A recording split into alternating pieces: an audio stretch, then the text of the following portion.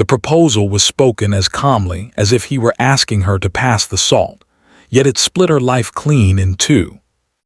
"Be my boy's mother," the cowboy said, his eyes steady, the mountains behind him standing witness to a deal that would change everything. Clara Whitmore had learned long ago that survival rarely came wrapped in kindness. It arrived instead with conditions, with bargains that tasted of dust and compromise.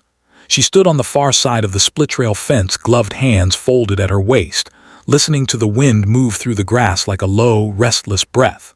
The man leaning against the fence, Caleb Reed, watched her with a patience she hadn't expected.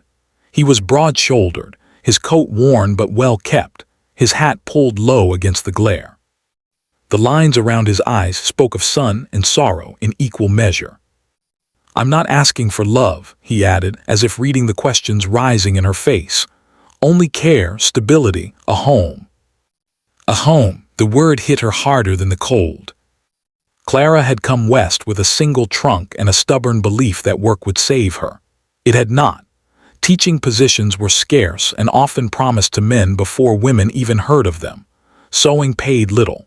Housekeeping paid less if one had no family name to vouch for her character. She had learned to smile politely at refusals and sleep lightly in boarding houses where the walls were thin and the future thinner. Caleb Reed's ranch sat at the edge of the valley, backed by mountains that caught the morning light like a blessing. He had two sons, Thomas, 8, and Eli, 5, both with the same dark hair and solemn eyes. Their mother had died 3 winters past, carried off by fever that didn't care how carefully a woman lived or how dearly she was loved. Since then, Caleb had done his best, but the ranch demanded everything, and the boys needed more than a father who came home bone-tired and silent. Clara had met them first by accident when she took temporary work mending fence lines for a neighboring homestead. She found the boys trying and failing to catch a runaway calf. She'd helped without thinking, her voice calm, her hands sure. Caleb arrived moments later, breathless, gratitude written plainly across his face. After that, the boys watched for her. They waved when she passed. They brought her wildflowers. Once, Thomas had asked if she knew how to read adventure stories out loud the way his mother used to. She had said yes, and something in his shoulders had loosened. Caleb noticed everything. Now he waited for her answer. "This is a bargain," Clara said quietly, "not a marriage." "It would be in name," he replied. "The town needs things to fit their understanding. The boys need protection from gossip. You need security." She studied him, searching for cruelty, for entitlement. She found neither, only exhaustion and resolve. "And what do you need?" she asked. He hesitated, "Someone who will stay." The honesty of it left her breathless. They married before winter set in, a simple ceremony witnessed by the pastor and a handful of neighbors who whispered behind gloved hands. Clara wore a borrowed dress. Caleb stood straight and solemn. The boys held her hands as if afraid she might disappear if they let go. Life on the ranch was harder than anything Clara had known. Dawn came early. Work never truly ended. She learned to cook for growing appetites, to mend torn shirts and bruised feelings, to balance gentleness with firmness.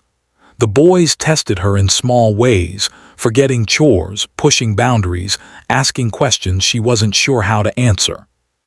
"Are you really our mother?" Eli asked one night, his voice small in the dark. Clara stroked his hair, choosing her words with care. "I'm the one who's here," she said, "and I'm not going anywhere." Caleb watched her with a quiet gratitude that made her chest ache. He never demanded more than they'd agreed. He slept in the small room off the kitchen. He treated her with respect that bordered on reverence, as if afraid to ask for too much and lose everything. The town took time to adjust. Some women smiled too sweetly. Some men measured her with looks she met head-on. Clara learned which doors would open and which would not. She learned that being a mother, by choice or by chance, was work that earned little praise and endless scrutiny. But she also learned joy.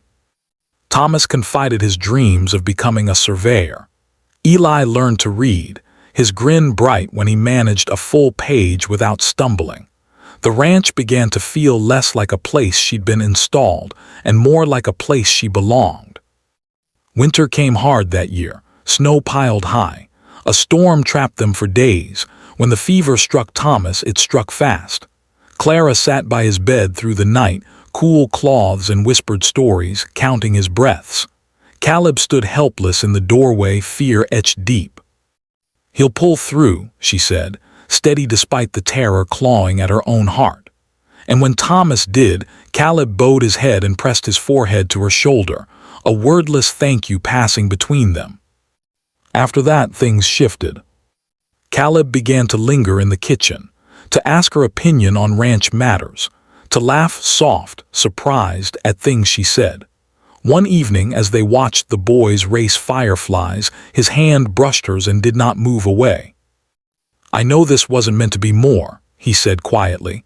"I won't ask unless you want me to." Clara looked at the children, at the land, at the man who had offered her dignity when the world offered little else.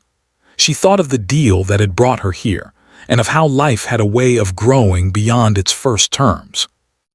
"I'm not opposed to more," she said, "but it has to be chosen by both of us." So they chose. Slowly, carefully, with the same honesty that had shaped their beginning. They shared meals, shared worries, shared a bed only when they were ready, when the boys were asleep and the house felt like it could hold joy without breaking. Love came not like a wildfire, but like a hearth, steady, warming, built to last. Years later, when the boys were grown and the ranch thrived, Clara would sometimes think back to the day by the fence, to the deal that had saved her from drifting and given the boys a mother who stayed. It had not been a fairy tale, it had been better. Because it was real.